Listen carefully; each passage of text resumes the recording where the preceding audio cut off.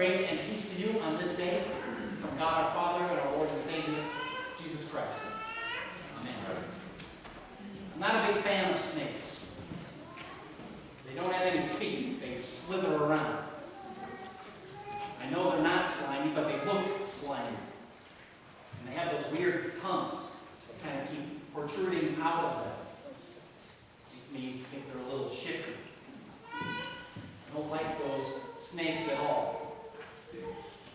And yet, I have this feeling, as I'm sure you do too, that we've been bitten already. Years ago when I worked at camp, we had this hillside. And it separated two roads. One was kind of the service road that went through the middle of the camp. It went past the dining hall and office and the health center and an indoor rec room if we needed to use it, and looped back around towards the exits. And then down the hill, there was another road that went to some cabins. And in between there was this hill.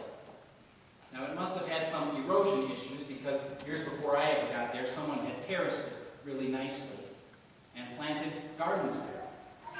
There was some rocks and bushes and nice flowers in that space, and it was always nice to walk by and see what new thing was blooming there. One Friday afternoon, after the kids had already left for the week, and we were cleaning up around camp, someone came up to me and said, "You gotta come here and see this thing." So I dropped what I was doing, and I came over, and I saw it. It was this big snake. It was a big garden snake. But it was eating a frog. And it was puffed up around what its neck would have been, and its mouth was around it. And the legs of the frog, which must have been a pretty nice-sized frog, were still sticking out the back. And they were twitching around as if trying to escape in some kind of feeble way. What a snake does after you've been bit. And all of us, in one way or another, have felt that. We've been bitten by the snake. And we react to that in different ways. We can try to deny that we've been bitten by the snake. Just try to forget about it. That's not true. Might happen to everybody else, but not to us. Meanwhile, we're halfway into the snake in the middle of the darkness. Or we can do a thing where we blame other people. You know, it's not my fault I've been eaten by the snake. It was that person who made this garden and put it there so the snake would live there. It's really their fault. That's the reason why I got bit. Or we can try to make a bargain with the snake. You know, I'm kind of scrawny. I've got kind of no meat on my bones. Maybe you want to eat something else. But by the time we make this bargain up, we're already halfway digested, I think. And then we do this other thing that I know I've certainly done, and you probably have too, is we start to make a bargain with God. God, if you just get me out of this snake, I promise to be a much better person. I'll pray more, I'll be more generous. Just watch. We've all been in that place, bitten by the snake, already in the darkness, legs twitching and wondering how we might get out of it. This is the story from Numbers. Strange story, isn't it? Just to catch you up on what's been happening to the people. They were in slavery in Egypt, which you know had to be kind of brutal.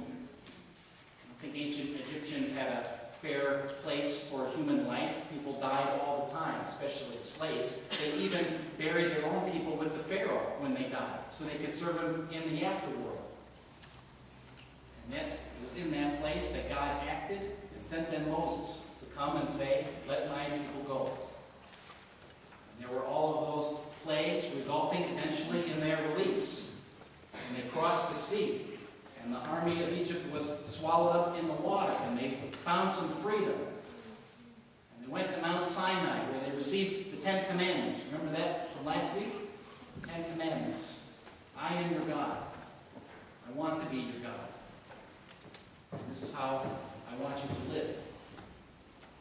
And now we find them wandering in the wilderness. They wandered there for a long time. I'm told they would wander for 40 years. That's quite the Lenten landscape. Just as we wander for 40 days in our own Lenten experience. It's a long time. And it's dark. We've been bitten by snakes. They were bitten by snakes. Now, what's strange to me about this whole story is they're not in the promised land yet. And they know they're not in the promised land yet. And they go to this place and they set up camp where all these snakes are, and they start getting bitten by snakes. Now, if I am camping and there are a bunch of snakes around, I'm not staying there that long. I don't know about you. But they do. They hang out there. They want to be there. Why? I also think it's interesting because they would have seen snakes in a much different way than a lot of us do. I've learned about snakes. I've learned they're not all bad.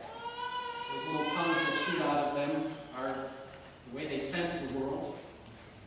They don't have feet, but they've adapted quite well in order to thrive in a lot of different environments, and they play a certain role there.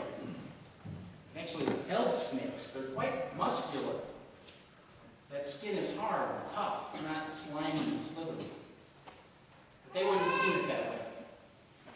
They knew the stories of what the serpent meant to them.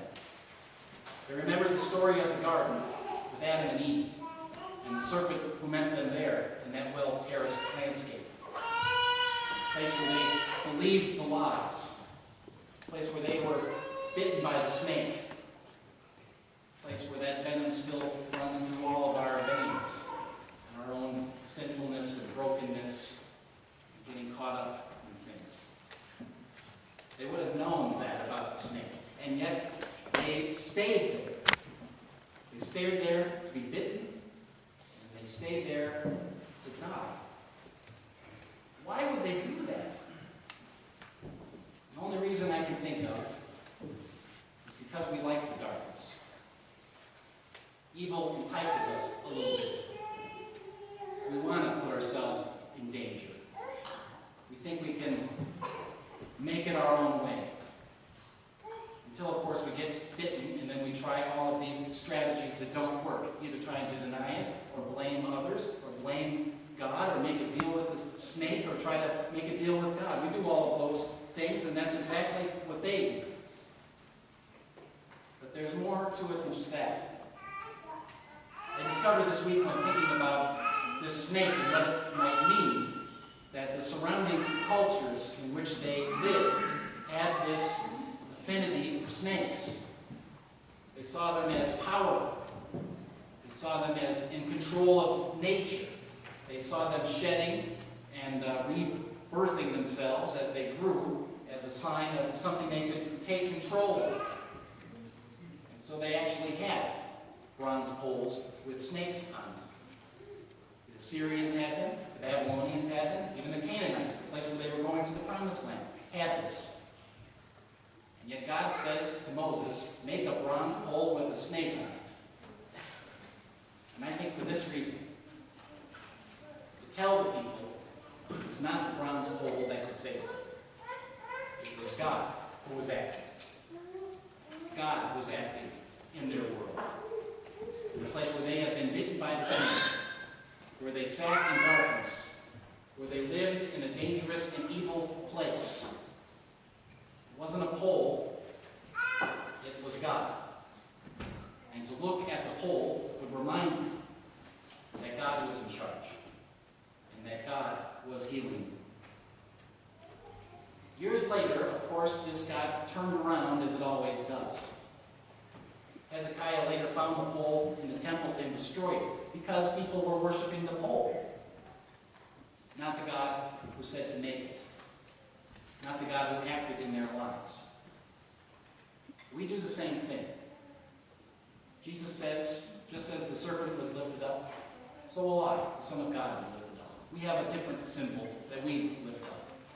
We lift high the cross, as we've sung. We don't worship the cross. It's wood and nails. We worship the one who acted on the cross.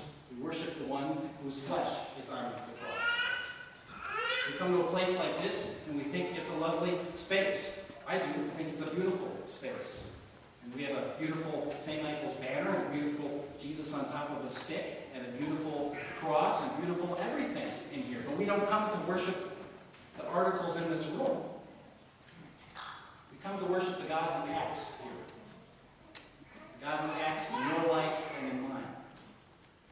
The God who meets us in the place where we're bitten by snakes, where we linger in the darkness, and where we twitch our legs wondering what to do next. We're getting close now in this Lenten time to where we can see the cross in the forefront. It's no longer in the background or way off in the horizon. And being this close to it, you can notice something really important about it. And that's that Jesus is no longer up there.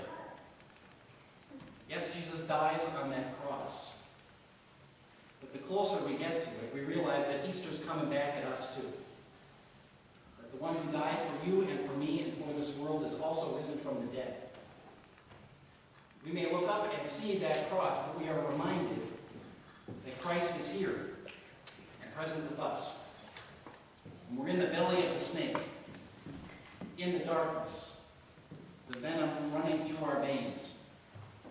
Christ is there. When we go out into this world that seems full of snakes, we don't go there because we like the evil, we like the danger, and we're enticed by it. It's because we already have the good medicine that can make this world well. Let it be said of us as we go out into this world, full of snakes, having been bitten ourselves, that we don't go there just because it's dark. We go there because in the darkness, in our lives, we bear witness to the light. For the light